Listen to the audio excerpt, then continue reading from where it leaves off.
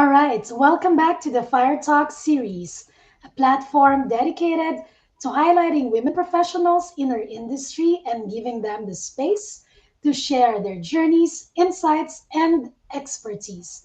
My name is Jennifer, and here with me today is Sandra Abdelouhab, Program Manager for Refractory and Clay Materials at l'Institut Interuniversitaire de Silicate, Sol et Matériaux, or INISMA, better known as the Belgian Ceramic Research Center.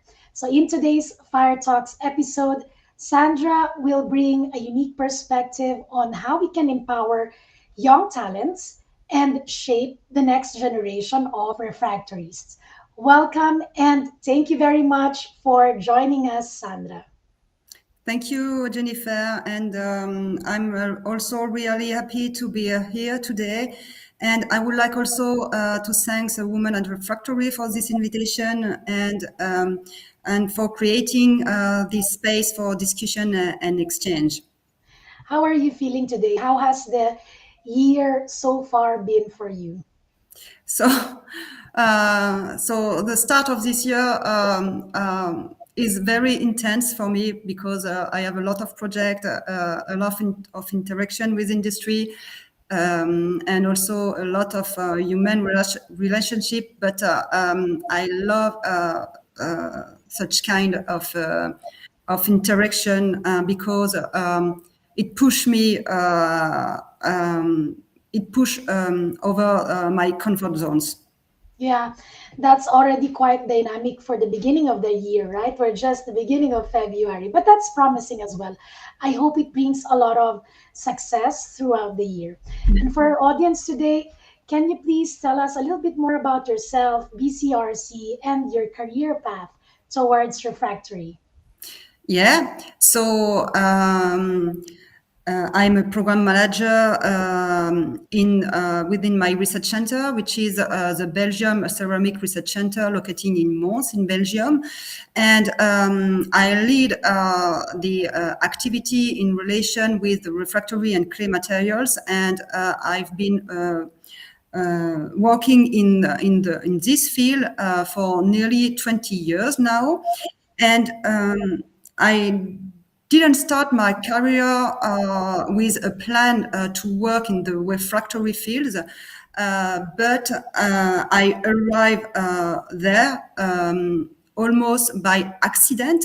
If I borrow the words of Kirsten Oak during a talk in the ICR 2024 conference. And I stay in this field because I discover an industry that that are demanding and also which is connected to real challenges and driven also by people who are passionate. And, I'm also involved. So over the years, I was also involved in different topics in relation with refractory materials, such as by using different binders. But now I'm more involved in topics such as 3D printing and also by the formulation of low carbon castable formulation. And within this role, I open also the door for students and young people. I open the door of this field for young people and students. Yeah. What a privilege to have you in our industry, albeit, as you said, by accident, right? With almost 2 decades of experience in this industry, we are all excited to hear your rich perspectives on mentorship. Before I hand over the stage to you, I would like to encourage our viewers to share their thoughts and raise questions, if any, at any point of this live event. So just go through the comment section here below, normally, and we'd love to hear from you. All right, so Sandra, if you are ready, the stage is yours. Thank you, Jennifer. All right, so just please let me share my screen quickly.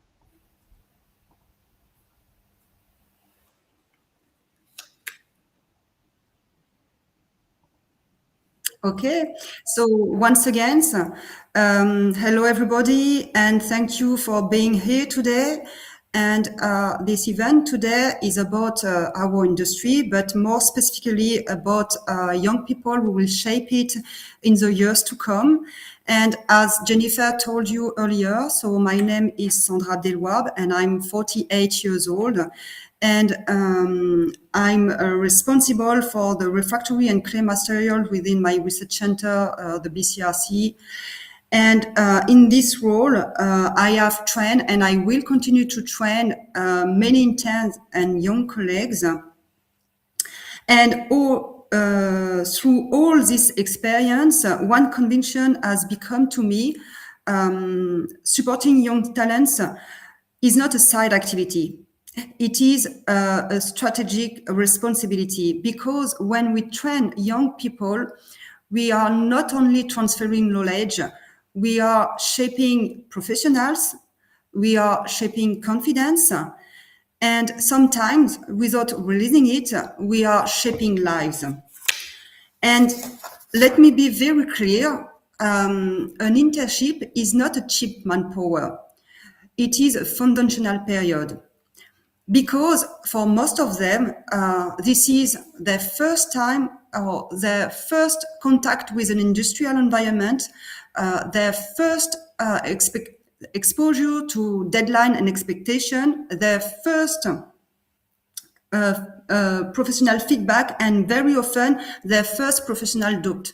So this is why when we accept an intern or a young people or young colleague into our team, we take responsibility not only for what they learn, but also for who they will become as a future colleagues. And this is where the things can go very right or can go very wrong. Because the first professional experience is never neutral. It can build confidence or destroy it. It can open doors or close them for years. And we have all seen it, an intern who stop asking questions, who become silent in meeting, or who start to believe that he is not good enough. And very often it has nothing to do with competence. It has everything to do with environment, not having a safe space to learn, not being allowed to make mistakes, not being guided, but only judged. And this is why neutrality doesn't exist in mentoring, and whether we want it or not, we influence. And young people observe everything, our stress, our behavior, the way we speak to others, the way we manage pressure, and training is influence, and not being aware of that influence is dangerous. So, of course, we teach methods, science, experiments, data analysis, but for me, that is not enough, because young people need also to learn how to structure their thinking, how to communicate clearly, how to adopt without collapsing, how to fail without giving up, and also how to manage fear. And this is why with my every intern, I organize a one-to-one weekly meeting of 1 to 1.5 hours. And this time is not optional. And this meeting is not only about results. It is also about, of course, methods, but reasoning, decision making, and confidence. And we discuss about progress, about blocking points, what works, what does not. And most importantly, we think together about how to move forward. And I encourage very explicitly and clearly my interns. And when the work is good, I say it because they need to hear it. But I am also demanding and might say, your results are very good, but the way you present them could be clearer. If you structure them differently, your message will be much stronger. And the goal is not to criticize. The goal is to help them to progress. And sometimes the work has not progressed. And this is also something we discuss, because learning is not linear. And what I want them to understand, feedback is not a judgment. Feedback is a tool. And I apply exactly the same approach with young colleagues, because a regular exchange creates trust, and trust creates confidence, and confidence allows young people to ask questions, to propose ideas, and also to take responsibility and dare. And for this part, I would like also to add a very concrete example. When my interns have to give a presentation, they are always afraid. And I tell them something very simple. I'm also afraid of public speaking, and even today. So what do? So I prepare my slides, I prepare my talk, I rehearse, I repeat again and again until my fear becomes manageable. And this message I want to transmit is this: emotional skills are not innate, they are learned. And I strongly believe that showing your weaknesses as a leader or a supervisor does not make you weaker, but it makes you credible. And when I share my doubts, my mistake, my fear, I give young people permission to have theirs. And many young people believe that they are not good enough, and seeing a supervisor who is not perfect is also liberating. And kindness is not a complacency. Kindness creates a safe environment and not an environment driven by fear. And I do not only teach young people, I also learn from them. And very often, my interns impress me, because they are able to absorb an incredible amount of information, to connect quickly a lot of concepts, to ask relevant questions, and also they show me intelligence, adaptability, curiosity. And very honestly, I'm not sure that I was as mature at their age. And this is why they deserve respect, not indulgence, but respect. And because they are also not the future of our industry, they are already a part of it. They are able to challenge my habits, to question my certainties, to force me to stay curious. And this is why I do not believe in a rigid vertical transmission models. And training young people also means questioning ourselves, our methods, our assumption, and sometimes our comfort zones. And so the question is also, does a gender play a role in mentoring or in supervision for young people? I would say yes and not, because I do not see gender as a soft opposition, and talent as no gender itself. Because men and women can bring different but equally valuable qualities, both as a leader or young professionals. But however, gender can influence how our emotions are experienced, how messages are received. And this is applies on both sides of the relationship. Men and as a leader, men and women may not communicate in the same way, especially when giving feedback. And young professional may not receive or interpret messages in the same way, depending on their sensitivity, their background, and also their gender. And this does not mean one approach is better than another.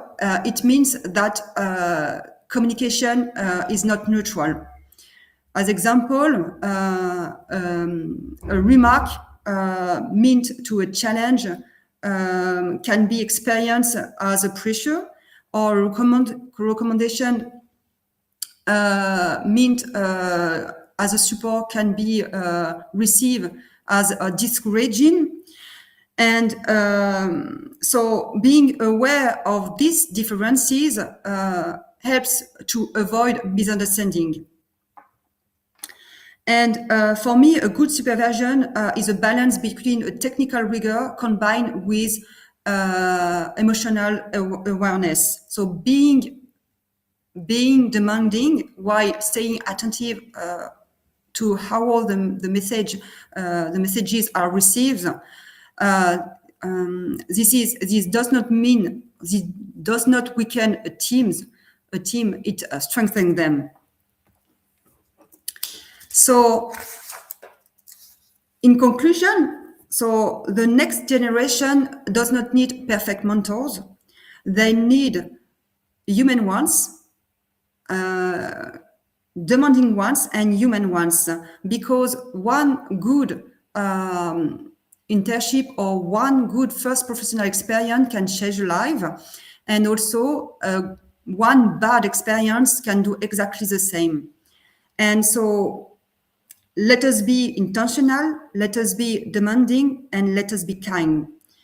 And this is how we build stronger people, but also stronger industries that are more inclusive, not only in terms of men and women, but also in terms of diversity in skin color, religion, disability, and backgrounds. And if we educate the next generation with kindness without ever neglecting high standards, they will do the same for the next generation after them. And this is how the diversity, this is how the values are transmitted. This is how the diversity is preserved and strengthened. The diversity we are trying to grow in networks such as WomenAtRefractories. And what we are building here is not only a network, it is also a culture where transmission matters, where diversity is not a slogan, where people are allowed to grow, because a team does not succeed because of one individual. A team succeeds because all its members are allowed to grow, to contribute, and belong. So just to finish, let me show you a picture of my interns in the past. Luc Harvest, Jean Chloé et Hugo Bril from the High School of Mons, and also Jeanne Boulessier, Élie Chevreau, Aurélien Polski from the Engineer School from Limoges. So that's all from my part about the third FireTalks.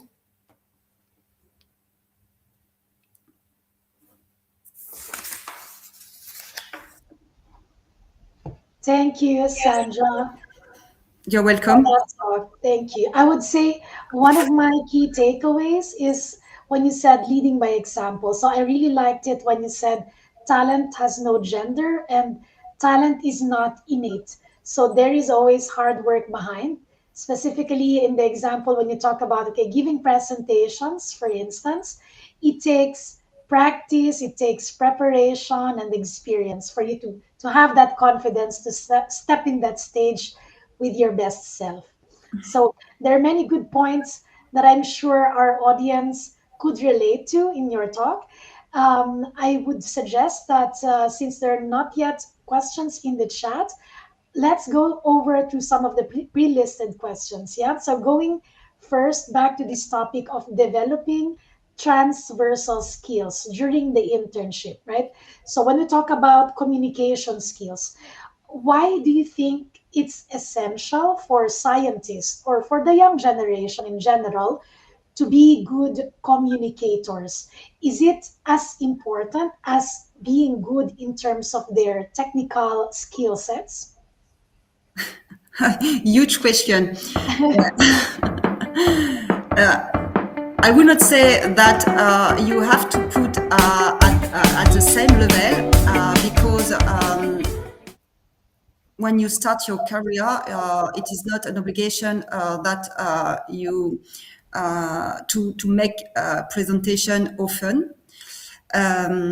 So at the when you start your career, I think you have to have good technical background, but after, if you want to transmit or to that your supervisor or an audience to understand very well what you want to transmit, I think it is really important to communicate very well.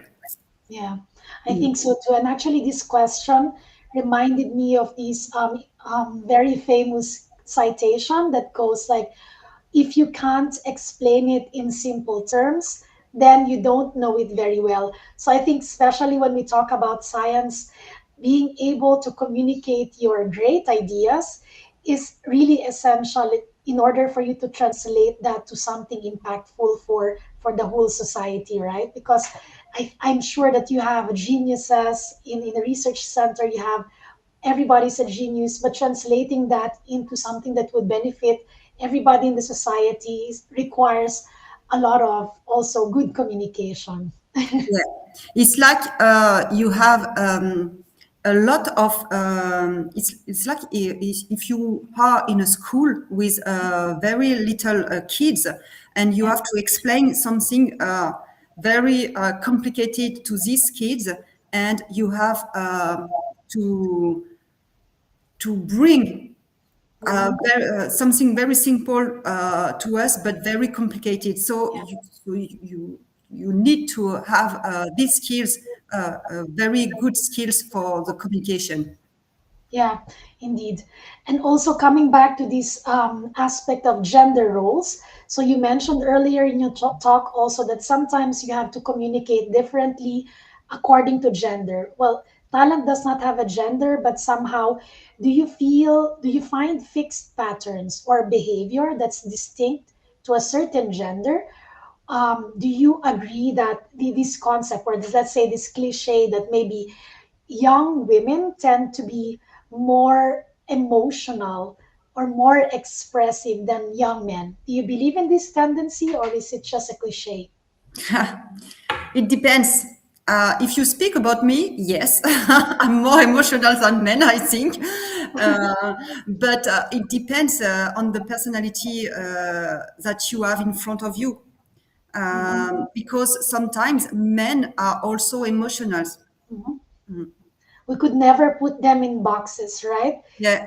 There's no clear border. And at the end of the day, maybe the question boils down to, is being emotional the problem? Is it really what we need to question? Or is it maybe the way we perceive things? Because maybe it's good to also express your opinions, express your feelings and your thoughts, but always the question of where do you draw the boundary being between being transparent and being professional, right? It's always, yeah, what is acceptable. It may be depending on the culture and so on. I think you don't have to choose Mhm, because in a team it is necessary to have it is I don't explain it is difficult to explain what I want to say because I think if you want a team a strong team you have you must have a different personality in your team, even yes. emotional, even strict. So Mhm. so because if you have the same personality in your teams, I think you will not have the best team. Yeah, I completely agree here. I think really diversity brings out the creativity in a team. So that's a very good point. Going over to the third question here, it's a little bit more controversial. So please, if you are not comfortable sharing your opinion or personal experience, just let us know. The question is, did you ever experience yourself or heard of another maybe mentor or colleague having the experience of their mentees facing gender bias in the workplace? So it doesn't have to be within your organization, but it could be in public events, conferences, and so on. Have you So witnessed that with your mentors? Mentees? I don't know if I understand very well what you want. So could you explain in another word with Yeah. another In words? another word, did you ever had an experience where your mentee, the person that you're training, went to you and say, "I had problem. I have experienced gender bias with another colleague, or during a conference, there were some remarks about me being a woman or me being a man, and so on." Have you ever had that personal encounter with gender bias? Not not really. I'm sorry, not really. Mm. That's very good then. But what can you suggest? So if things like this happen to the young talents or even to the mentors, and if the young talent is not feeling that they are well supported by their mentor. So you're a great mentor and I can see that, but not everybody is meant to be a good mentor. I think it takes time and experience to learn that aspect. So if I'm a young talent and I have a mentor and I'm not well aligned with this person, I'm having a problem communicating and working with my mentor, what should I do? Who should I approach? Ah, good question.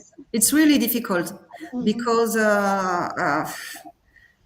because when you are younger, you are not mature to overcome this issue by talking to another colleagues or another mentors, which is not the yours, and it's a huge question. I Yes. don't have the response of this Yeah. question, and but I have to think about if, because I can have this situation. Yeah, it's also case to case, right? So maybe our audience, our viewers, could put down in comments their own experiences or Mm, their insights on how a young talent or a mentor could overcome these kind of experiences, right? mhm, They could mm. share their thoughts with us in the comment section. So going over to the final question on the list, what changes or improvements do you wish to see in terms of mentorship in our industry? So, in the refractory industry, how do you think can it be better? I think the kindness, Mhm. because sometimes you me as well.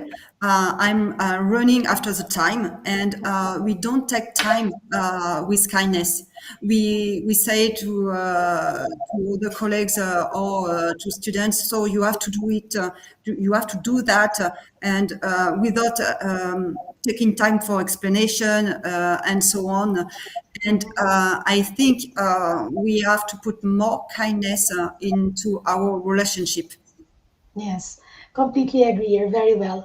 Women at Refractories community, if you wish to connect with Sandra, you can reach out to her through LinkedIn. Also, if you have not done so yet, you can always follow Women at Refractories and stay tuned to our next events and be part of the growing community. So, just a little over a month ago, we launched our official webpage www.womenatrefractories.com. Please do check it out. There you will find information about the initiative, but also upcoming events and announcements. Speaking of events, so the next one will be the Ceramitech Women's Forum Equal Futures Together in Leadership. So, this is the theme. More details on our website, www.womenatrefractories.com, or you can also visit the official website of Ceramitech, and we hope to see you there. So, thank you once again, Sandra. Before we close the episode, any parting words to our viewers? Thank you, Jennifer. Just, I would like some words about networks like Women at Refractory. For me, Touch Network play an important role, or play a role because they create visibility, also dialogue and a sense of belonging, not only for women but also for anyone who believe that diversity and mutual respect strengthen our field, our industry. Thank you very much. Thank you for such an inspiring talk and also the conversation. This has been the Fire Talks episode 3. If you'd like to be a part of the next episodes, either as a guest speaker like Sandra or as a host or moderator like me today, please reach out to us and we'd love to have you on board.